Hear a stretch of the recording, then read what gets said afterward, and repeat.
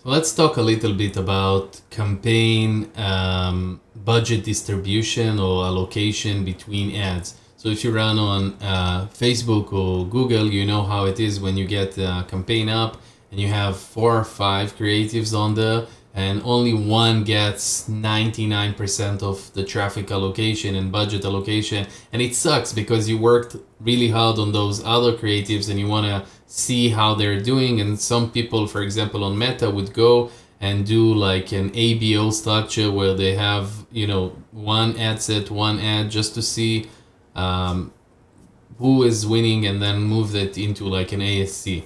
With Applovin, it works a little bit different.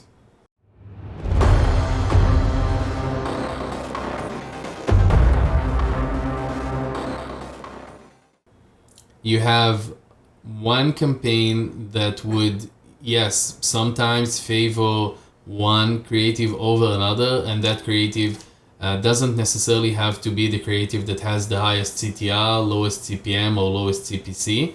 It's just how the algorithm works. So the algorithm sees a lot of data that we don't have, like how the user engage with that ad. It doesn't just like randomly prioritizes one ad. It could be something that we do not see as the people who made the ad, and it's basically the same with Meta.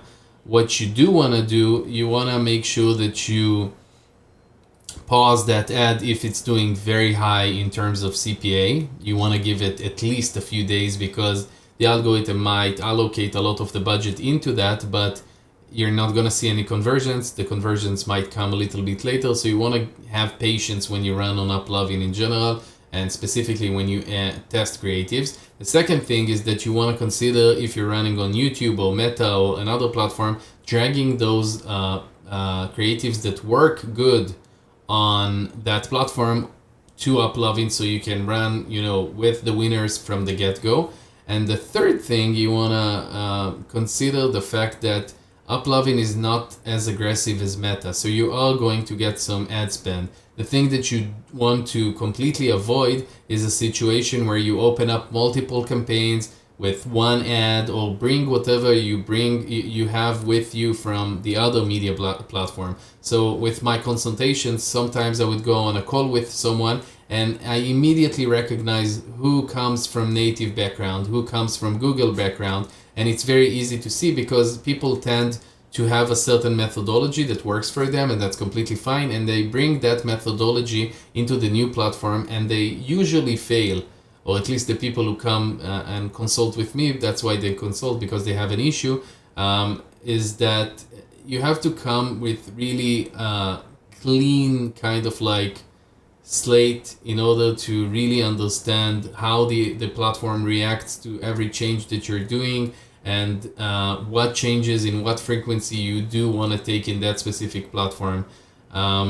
So the thing is that when you start scaling up, if you have a winner, then, if it works and you start scaling that campaign, then great. You don't want to touch that campaign because it's already dialed in. The algorithm already knows what it's doing, so you can just, if it's Q4 or your product is evergreen, just push the budget. I wouldn't even add new creatives into that campaign. But yes, you do want to kind of like understand or keep reminding yourself what's the end goal here. And the end goal is to sell as much possible at the lowest CPA. The goal isn't testing all of your creatives, and if the algorithm favors one creative over the others, it's completely fine as long as you're hitting your goals. So just you want to make sure that you that you keep reminding yourself that, because that's a big thing. The other option would always be pausing that campaign, opening up a campaign without that creative, just get everything else that you want to test there. That sometimes would work. If we're talking about a very big campaign with a very big budget that's like, let's say 30, 40, 50 grand a day, then you might want to consider opening up another campaign. But I have a specific video about how campaigns might cannibalize each other on Applovin, and you want to watch that before.